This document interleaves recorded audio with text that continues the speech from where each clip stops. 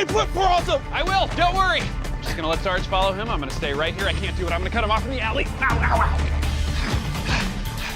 Ah, shortcut. You just got James! Oh! Oh, Jake! Oh! Jake, you okay? No, Serge. I got hit by a car. Oh. You happy now? Broken ribs and a million broken toes weren't enough for you? In retrospect, they were plenty, yes. The worst part is Olsen got away. That's the worst part? You could have died, man. I wasn't hurt that badly. The doctor said all my bleeding was internal. That's where the blood's supposed to be. Hi, I'm Suchi and I will be playing Amy Santiago.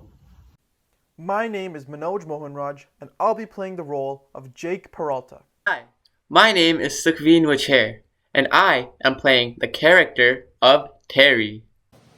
Hi, my name is Dorothy, and I will be playing Detective Rosa Diaz. Hi, I'm Jessica, and I will be playing the role of Gina Lanetti.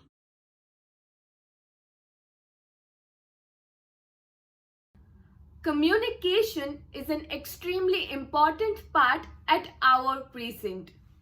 And most importantly, writing is an essential. Writing gives us the flexibility, power, and clarity that we need with all of our paperwork.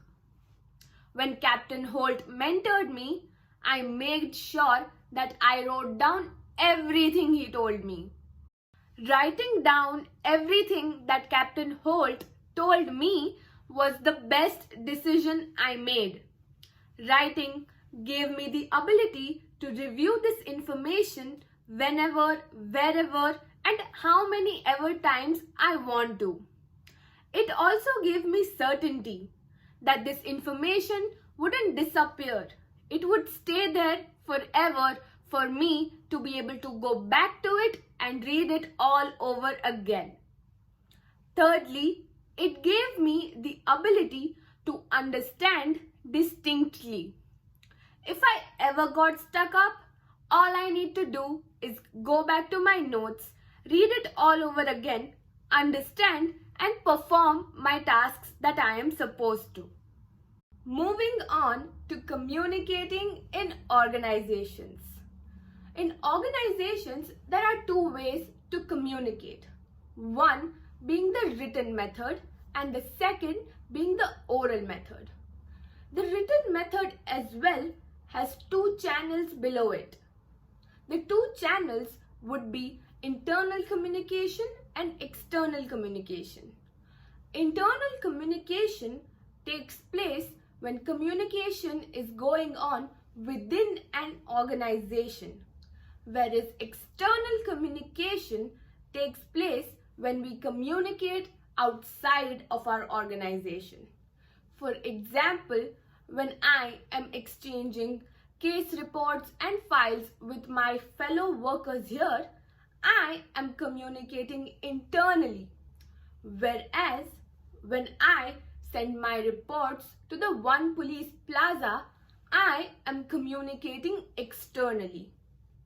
These communications are usually very formal because they are workplace related, whereas when we go to the oral communication, that is usually informal. Oral communication can be mostly seen in the break room or when we are all out of our precinct. When we communicate informally, when we joke around, have fun with each other, we are communicating orally and informally. Oral communication is also very effective when we are trying to get work done immediately, whereas oral communication does not give you the amount of proof that written communication does, which is why it is used more informally as compared to formally. Let's talk about the flow of information. Information flows three ways within an organization: upward, downward, and laterally. Information flows upward when information is being passed on from subordinates to superiors, whereas downward communication is the exact opposite. It is when information is being passed on from superiors to subordinates, which is downward in the hierarchy. Thirdly, lateral communication occurs when information is being passed on in the same level of the hierarchy.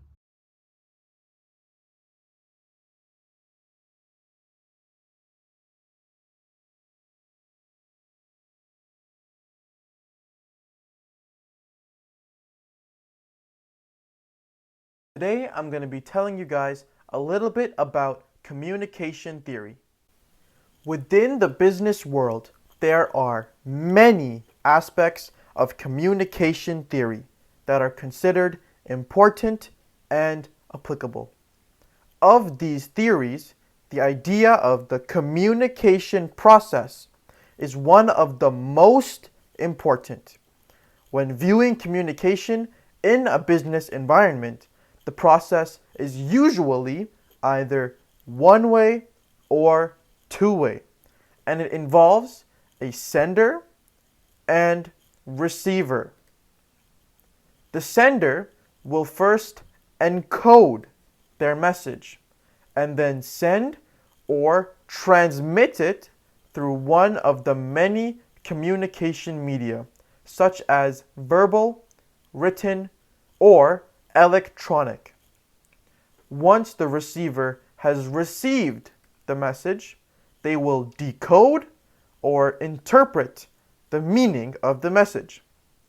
If the process ends there, it is one-way communication. However, if the receiver reacts and sends feedback to the sender, it is two-way communication. The communication process is not always as seamless and smooth as the model depicts. There can be many barriers within the communication process. These barriers are called interference, something that disrupts the communication process. One example is semantic interference, which involves the meaning of words. An easy example is words with two entirely different meanings, like bat. More commonly, words like persistent, which can range from meaning hardworking to borderline harassing based on the context, tend to be more disruptive. Another example is psychological interference, which involves the emotions of the people communicating. A message between an angry sender and an emotionally distraught receiver can have a wildly different effect than if both members had been in better moods. Technical interference typically has more to do with outside factors than the previous two forms of interference. Technology greatly improves our ability to communicate. However, our dependence on it can have its drawbacks. When our computer crashes or we have an internet outage, we are left unable to communicate via the internet. Additionally, when there's a storm outside and a fallen tree brings down the power lines, we lose even more of our usual ways of communicating. Oftentimes, interference can be closely related to people's attitudes and differing views. It is these differences that become the source of environmental interference. One source of environmental interference is sex. Jokes or comments that might not seem as offensive to one gender can be very offensive to someone of another gender. Another source is cultural attitudes. As humans, we all share many traits and behaviors, but people from different parts of the world see and do things differently. This, alongside existing racial and religious prejudices, can lead to many issues when communicating. Another source of environmental interference is age.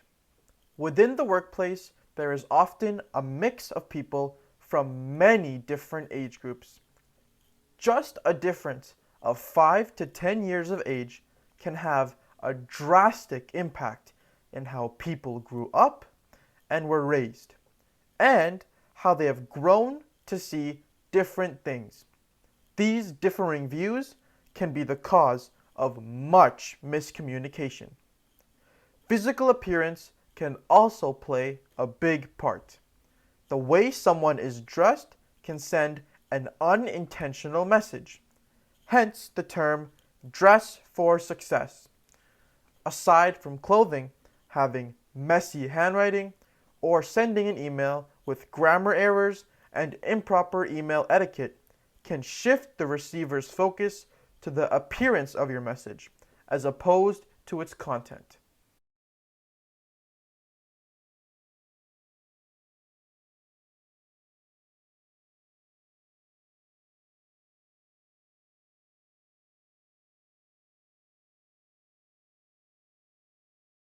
Now, let's talk about the globalization of business.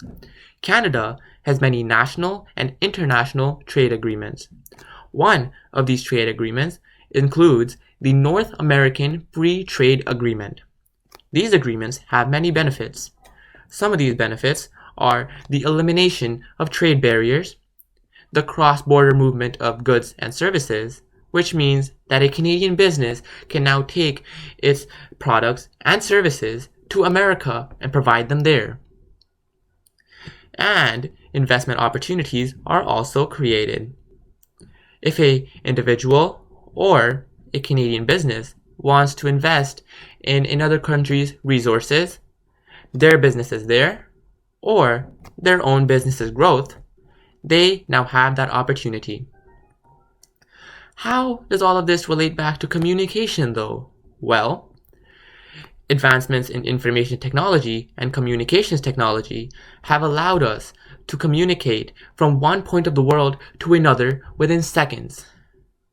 Voice technologies such as cell phones, tablets, laptops, and radios allow us to make a call and verbally speak to someone within seconds. You can be anywhere at any time. Instant information transfer is also available. Let's say a Canadian business wants to send a PDF to its investors containing some important information. Well, with the click of a button, they can send out an email containing this PDF, and thousands of people, no matter where they are, will receive it. Information technology's advancements are growing at such a rapid rate that our ability to communicate with one another is becoming faster and better. So to summarize, almost all businesses require information technology to communicate, whether that be to their employees, their customers, their investors, or just communicate in general. Also, anyone can communicate with anyone, anywhere. Communication technologies such as phones, tablets, computers, and radios are improving and give us the opportunity to talk to one another and to speak to one another so fast. Over to you, Gina. Hi, I'm Jessica, and I'm playing Gina Lanetti. Let's now talk about the importance of intercultural communication. As the global businesses opportunities have become increasingly high, this resulted in a heightened awareness of the need to communicate effectively with people of different cultures. Therefore, for businesses, they have to recognize the importance of intercultural communication skills in order for professional success. For instance, attitude to time varies from culture to culture. Attitude to space also vary because it's easy for people from different cultural backgrounds to give offense unknowingly when talking to one another by moving in during a conversation or by backing away. An attitude toward the internet can also reveal cultural differences. So here are some very useful guidelines that will prove helpful in enhancing communication, both written and spoken. For writing, we need to avoid the temptation to sound sophisticated or intellectual. We can choose words that are common and may well be included in the English lexicon of non-native speakers of English. Second, stay away from any slang or colloquial expressions. Third, avoiding complex and inverted sentence structures is also essential, because it is harder for the reader to interpret the message when a sentence begins with an introductory clause, and do not use acronyms, contractions, or abbreviations. When speaking across cultures, watch for signs of confusion or lack of comprehension. Always be an active and sensitive listener, and remember that gestures and facial expression are the most commonly understood means of communication. Therefore, intercultural communication is incredibly important to breaking down cultural barriers and building awareness of cultural norms, as well as enhancing self-awareness and communication skills. Nonverbal communication plays an important part not only in the workplace, but in our everyday lives. Although it is hard to convey this through written means, presentation is a major part of it. For example, when constructing a presentation for our colleagues, your layout, use of illustrations, font, and color can affect how your audience responds. People learn in many different ways, ranging from visuals to sound and gestures with your hands. When planning communication methods, it's important to take these factors into consideration and place emphasis on personalizing these techniques. Nonverbal communication can be divided into two major categories: setting and gesture. Starting off with setting, color plays a big part in communication. For example, the muted green here on the left creates an aesthetic and calming atmosphere, whereas the red on the right creates a vibrant and exciting tone. Next, furniture can affect how a message is communicated.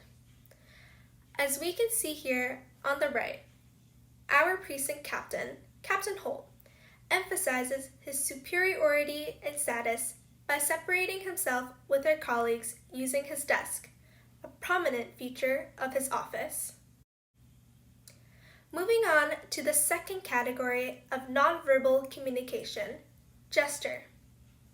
The motions that people mimic with their bodies helps us understand them better while giving us clues to what they are trying to convey. Eye contact is key to establish trust, as avoiding it during a conversation can indicate that one is untrustworthy or even a liar. We tend to forget this from time to time, as it can be heavily controlled by our subconscious. However, it is important to remember these 2 points. Number 1, individuals may not fit a common pattern. This means that gestures can be perceived differently from what is presented. For example, tapping one's fingers while listening to a speaker can indicate boredom, but it can also be one's way of keeping focus. Therefore, it is necessary not to stereotype specific gestures without the given context. The second point is that gestures can have different meanings in different cultures. Nodding, here in the West, shows that we are in agreement. However, in some parts of Africa, it is a sign of disagreement. Mastering nonverbal communication means that you must be observant and sensitive to subtleties. My colleague Terry will now be discussing how to become a good listener. Thank you, Rosa. Now, how do you become a good listener? Well, to become a good listener, one must use multiple techniques. Some of these techniques are called mirroring techniques. These include paraphrasing, in which you just repeat in your own words what the person has just said. By clarifying, you can eliminate any doubts or confusion. By reflecting feelings, you can feel the emotions behind the words. By summarizing, you can remember everything in your mind that is important. You can take everything that has been said and condense it into smaller jot notes in your mind. To become a good listener, there are other techniques as well. You should stop talking while the other person is speaking. Make sure that there are no distractions around or inside.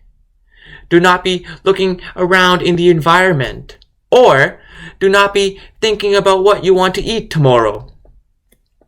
By being attentive and having a good posture and expression, you can not only show the person that you are listening, but also subconsciously listen better. You can sit up straight, lean in, nod your head. Have no judgment while you listen, whether that be to the words or to the looks. By being judgmental, you get distracted. Be alert to non-verbal cues. This means that the person might be holding back feelings, or maybe they are trying to say something without saying the words. To become a good listener, use these many techniques, whether that be in the classroom to understand, or as a judge to be a critic. These techniques help you learn faster, better, and make you a better listener. Now, let's play a game. 2 seconds later. Hi, everyone. Welcome to the annual heist of the 99th Precinct. This year's heist is going to have a little twist. Amy, could you please do the honors of explaining what that twist is? For sure. This year, instead of one of us winning the title of the best detective/genius, one of you have the opportunity to win the title. And to do so, you must solve a little Pictionary case. 5 pictures will appear onto the screen and you'll get 5 seconds to guess what they are. Get them all right and you'll be crowned this year's best detective/genius. Let the games begin. So the first one today.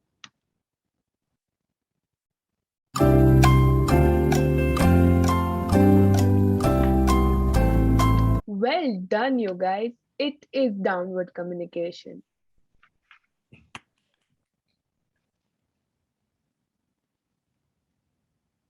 Here's your next picture. Your time starts now.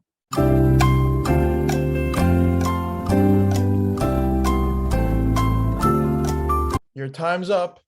The answer was right. The communication model.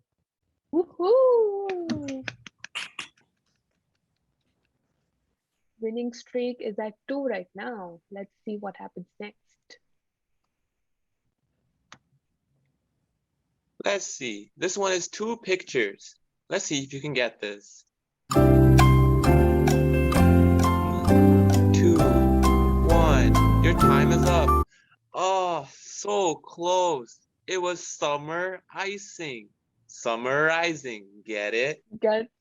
Exactly. Tough one, right, you guys? This is a tough one. Let's see if you can get it.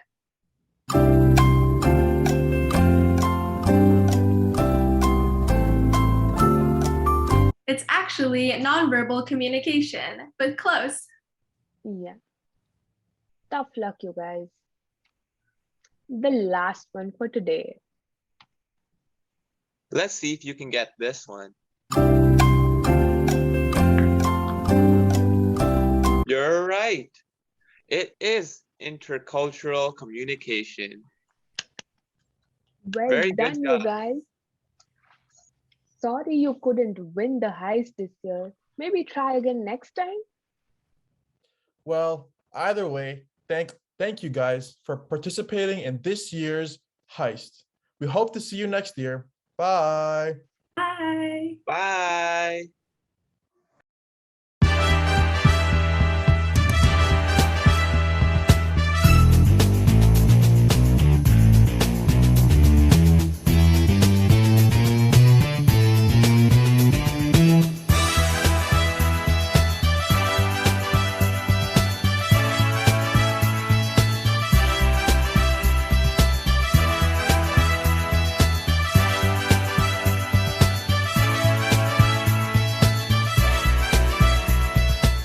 Don't worry, we can stall him until you get the confession. We rehearsed this, you guys. This isn't a drill. Everyone know their assignments? All right, hands in. Commence Operation Broken Feather. And go! Okay, Gus. I don't have a lot of time. I need your full signed confession. We have 4 minutes. We can do this. But I'm not guilty. Listen to me, Gus. We can do this, son. Yo, is this a police station or a toilet? Because all I see is turds. Oh, Detective Pembroke. Oh no, I spilled coffee on you by accident. Lucky for you, this wipes off quickly. This coat's made out of whale skin. The vulture still flies. The vulture still flies. Hey, Pembroke. What do you say we go talk about a case in the break room? Oh yeah? What case is that? The case of how you got so damn sexy. God owed me a favor. Queso. I told you, I didn't know the guy. You're lying. We have pictures of you two. Come on, we only have 3 minutes. It's like you're not even trying to confess. The vulture is coming! We need more time! Someone do something! I got it. Tear gas. Billy! Billy! Wrap my skirt around your face! And out of the tear gas rises the phoenix. Hey, Walter. I got it from here. All right, fine. I'll just go then. With this fully signed confession, we did it, Gus! Whoa! Suck it, Vulture! I killed that guy and his neighbor, but you were too late! Woo! Wait, you killed his neighbor?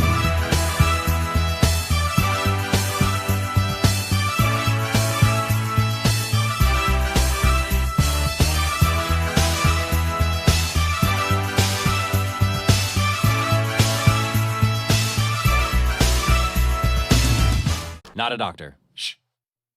From your lawn.